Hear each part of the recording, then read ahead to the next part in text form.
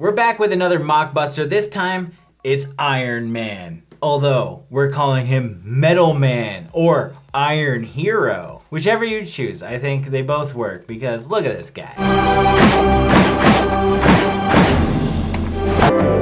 Blockbuster video. Wow, what a difference. Just to give you a little background on Metal Man, there was a helmet that was designed in the hopes of using it for good. The businessman wants to weaponize it and use it to make lots and lots of money. This is not a weapon. Not yet. In hopes of not letting this happen, Peter Hamilton, aka Dr. Arthur Blake, essentially forces it upon his student that he can now not take off and has to live his life as Metal Man.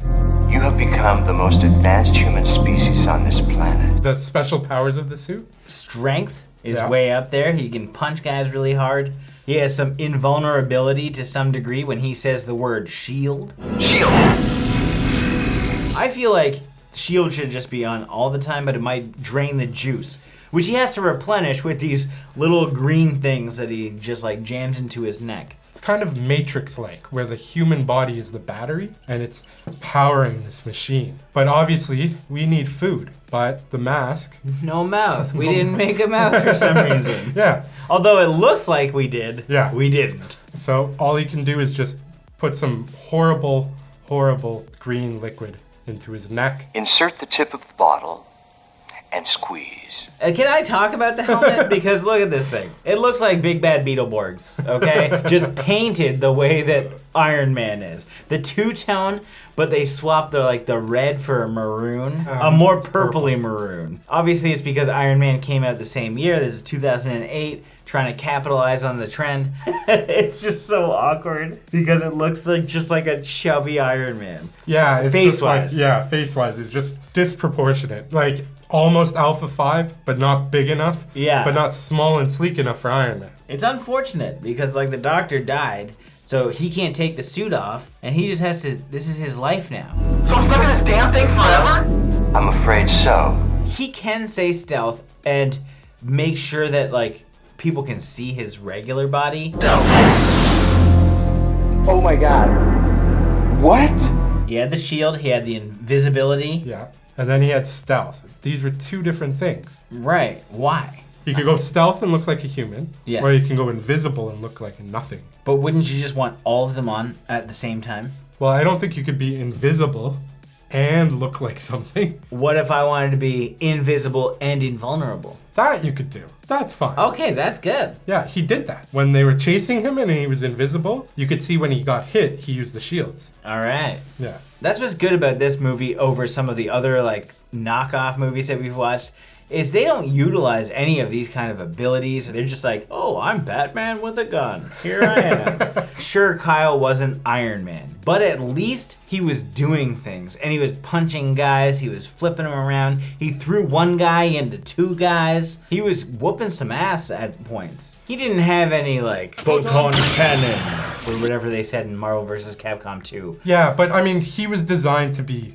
peaceful. So I don't think the professor built any weapons into his suit. That's unfortunate. The professor, played by Reggie Bannister of Phantasm fame. We've seen him in a bunch of movies, but in here, it's so strange. He's pushed over. There's no sound effects or anything. He's pushed over by the bad guys because they're looking for the suit.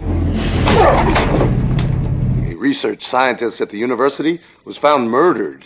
And he's just oh, I get to transfer my consciousness into you and I'll be in your HUD. And for the rest of the movie, he's just in this random black screen with with this glitchy bit on the left. And so Reggie Bannister just lives in him and tells him what he can and cannot do. He's the Jarvis.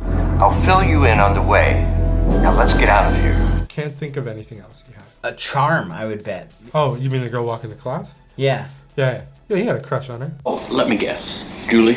Are you two dating again? No, Mom. I don't ask you about your love life, so don't ask me about mine, okay? She becomes a big deal later on in the movie because the bad guys, we're gonna bait him into our headquarters so that we can steal the mask from him. But it's some random girl that he's seen a handful of times. Wow, I seem to run into you here every Wednesday morning. This looks like a porn set if I've ever seen one. My favorite part though, the moment he walks in, she's like, Kyle. Julie! Kyle? But he's not done one of his moves to show himself. He's literally just a robot guy. And she's like, hey, it's Kyle. I don't even think she knew his name, let alone recognize him through metal or through his scrambled voice. Running down the plot very quickly. They have another scientist who's working on a replica of the helmet, but she needs the original helmet, I guess, to figure out what's going on. Kyle, his parents get killed by them because they were looking for the helmet. So eventually the bad guys come up again and says, we're taking you to his boss. We've been told to take you to Sebastian. Now come with us, and you won't get hurt. Metal Man's like, yeah, well, you tell your boss I'm looking for him and I'm coming. Now you go back to Sebastian and tell him I'm coming for him next. We're just like, okay, that's the exact same end goal. Yeah, we could probably carpool. He beats them up, he gets a car, he goes to Sebastian. Yo, yeah, he's driving like a minivan. He's driving Soccer Mom's minivan, and it's great. He pulls up to the base of operations. He walks into the room. He has the bad guy, the boss, by the throat. And then everything's over, but he's just like, no, that girl that Jay was talking about, we have her. And she's gonna die in 1 minute if we don't walk into that room. Metal Man, who is invulnerable to bullets, has no guns pointed to him, and is stronger than anyone in that room, submits. There is one gun pointed at him. It's the guy from The Amazing Bulk. It's crazy. I didn't get this from the peanut butter and jelly sandwich I had for lunch today. He doesn't fight him. He doesn't fight the bad guy. He's like, all right. I'll go lay down on any tables you have.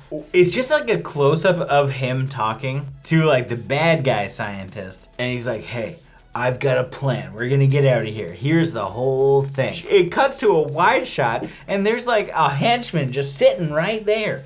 Like 1 foot. Like he could probably reach out and touch him. Like he was laying down here and the bad guy was here. Just not paying attention. It's so fucking hilarious because you're like, wait a second, okay, it's great. So you're so invested in like, okay, figure out the plan, let's go, let's figure it out.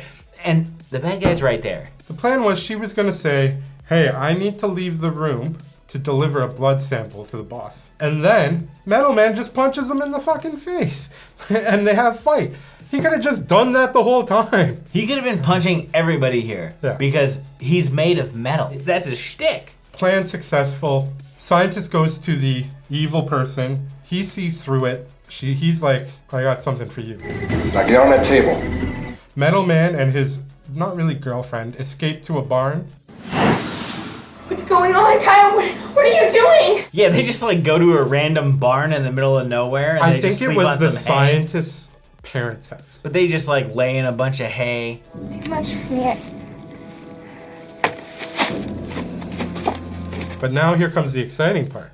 Oh, I can't wait. They've created a robot with the helmet technology. The second robot is kind of like a war machine to this Metal Man. Yeah. Mecha Terror. Mecha Terror or something. Mechaterra M48. Combat model. So they fight, I don't know, some uppercut or something.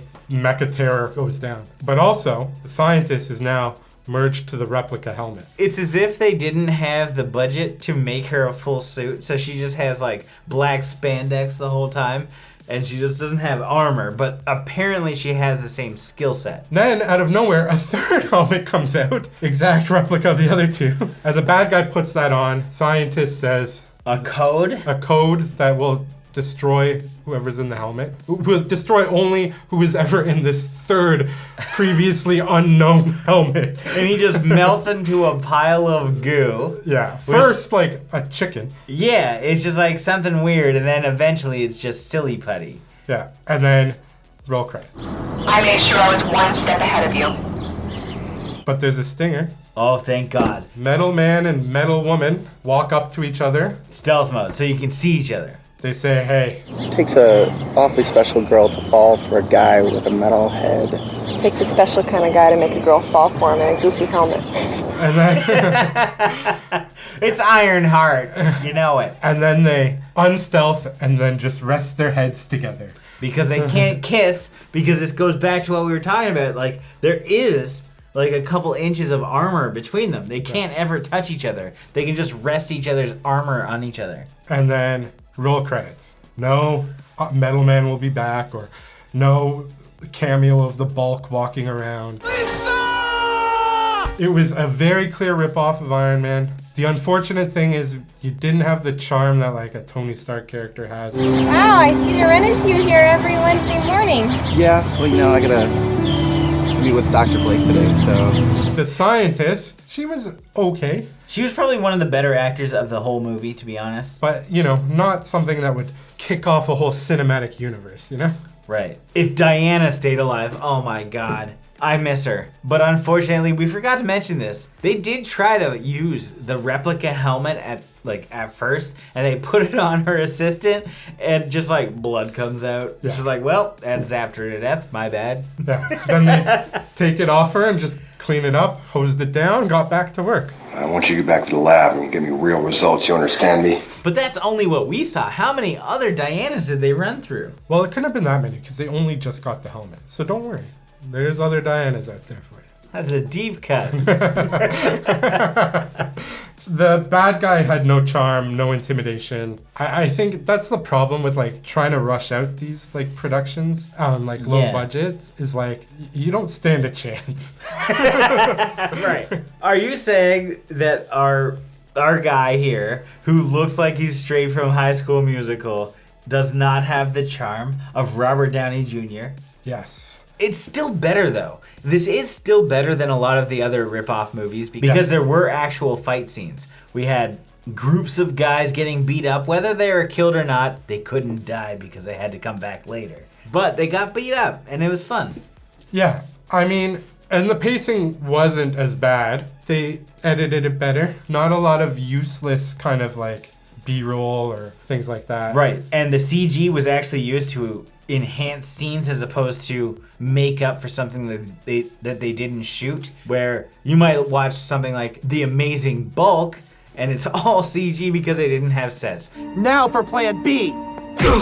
It's definitely still bad, but it wasn't as bad as we've seen. It's so weird, like, because presumably these mockbusters, right, are like for people who at the time like couldn't afford to go see movies or whatever.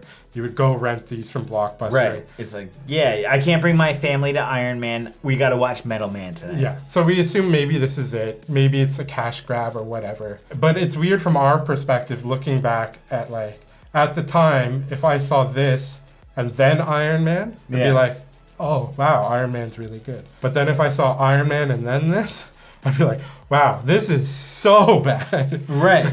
It's hard to like envision where this fits in your life. Do you recommend it as someone who wants to watch it as a good movie? No. Right. No, probably not. But if you've never seen the MCU and you've never seen good movies, this might be okay. Yeah. It depends on your entry level. Like if you're 8 years old, you've never seen Iron Man before. You've only seen him in cartoon form.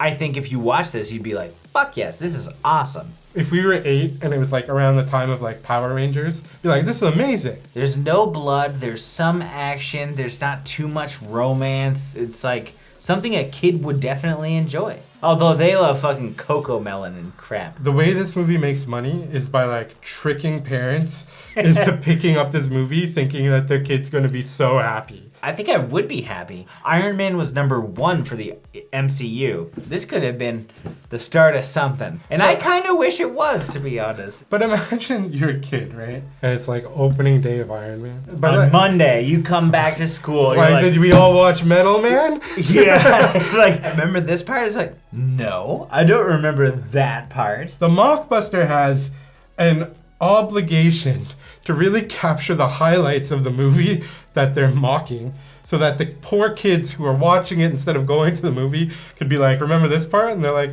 yeah. Yes. But the kid just like has a different version of it. Yeah. A lower budget version. Unfortunately, because it came out the same year, it was just like, yeah. But they did try to shoehorn something in at the end in the credits. They're like, oh, he flies? Oh, fuck. Yeah, he was flying just like Iron Man. So they did do like a whole Iron Man thing in the credits, but at the time they don't know. They're just like, we heard it was announced, it's coming out this year. We'll just put our movie out. And I kind of like that keeps happening because it's fun. We've seen Iron Man how many times? Why not watch Metal Man? It's important to really appreciate the art of filmmaking, that you see both the one end and the other, the blockbuster and the mockbuster. That's how you appreciate cinema. And that's why we're here. When all is said and done, it's not the worst mockbuster. I think there are way worse out there. This one's actually reasonable and definitely a good time if you have a friend to watch it with. I think you might enjoy it. I'm gonna give this 2 casting couches out of 5. My promise is that we are going to find worse and we are going to find better mockbusters. If you want to just see kind of like a what if version of Iron Man, I think this is for you. It's stupid, just have a good time, laugh at it, be like, wow, I'm lucky that we got the good version made and this whole cinematic universe kicked off because of it. So I'm gonna give this 2 skies filled with stealth bombers out of 5. As always, thank you for watching. Like this video and comment below with your thoughts on the film if you've seen it, which I doubt you have. And that's kind of why we're here. We're trying to expose you to weird movies that you probably haven't seen. Whether you like them or not, I hope you enjoyed your time here. And if so, please subscribe. I don't know, I guess I'll see you, I don't know when. Oh, maybe next Wednesday morning.